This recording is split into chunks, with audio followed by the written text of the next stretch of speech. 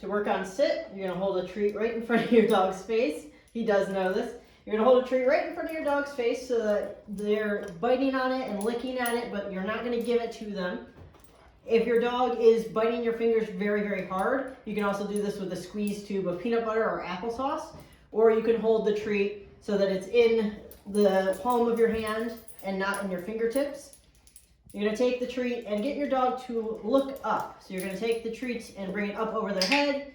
When their butt hits the ground, you're gonna click, or you can use a vocal marker. So I'm gonna take this treat, get him to look up. When they look up, their head goes up, their butt typically goes down. Bring them out again, head goes up, butt goes down, click.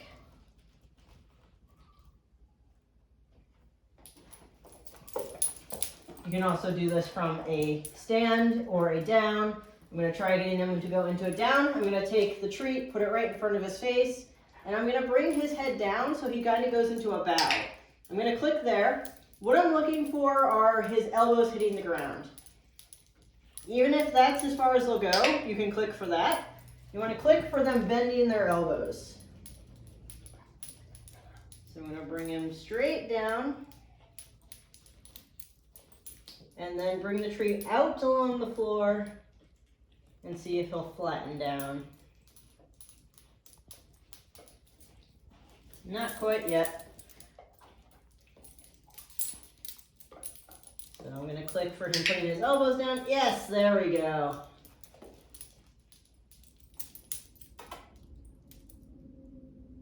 Take a treat, bring his head down straight to the floor, and then you can either push their head in so that they tuck their chin.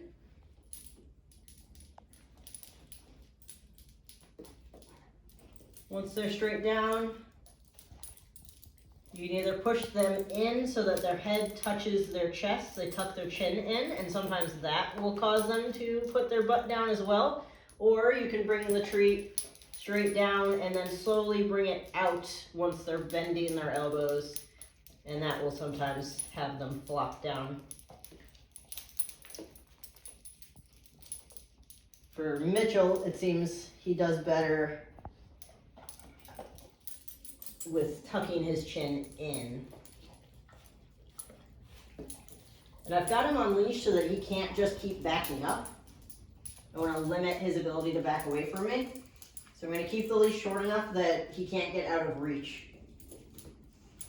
Bring him straight down. And then tuck his chin. There we go.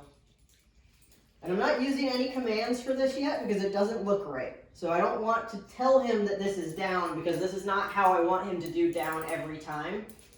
This isn't very smooth. So until I don't have to lure him with a treat, I'm not going to name this. There we go. So I'm using a clicker. You can also use a vocal marker or a hand signal.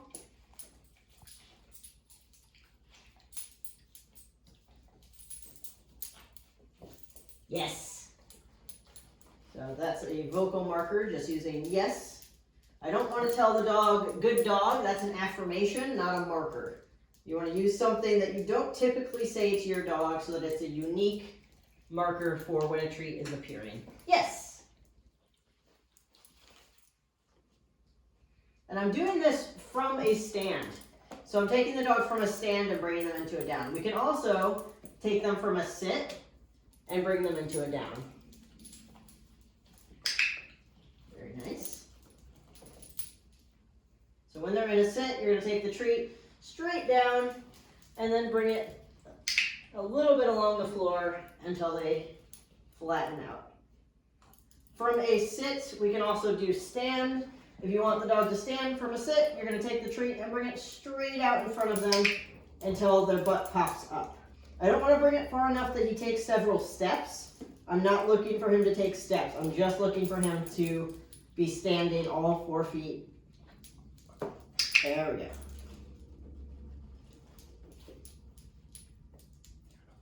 Straight out. And I'm marking that moment as soon as he's standing. You can do this also from a down. So once he's in a down, I'm going to bring that treat kind of up on an angle. on a diagonal so that he stands. There we go.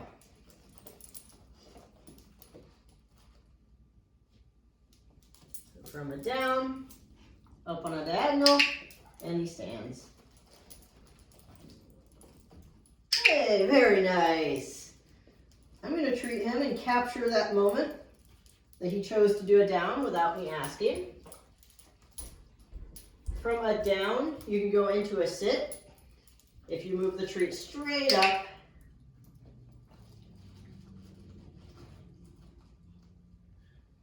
going from a down to a sit, I don't want him to stand. So if he's in a down, I want to bring the treat straight up so that he goes into that sit. If I bring the treat out and up, he'll end up standing.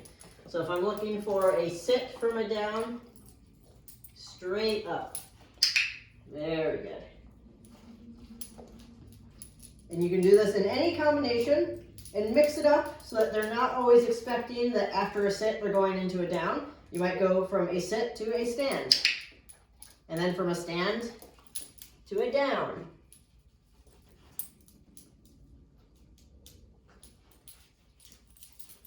Oh, it's hard.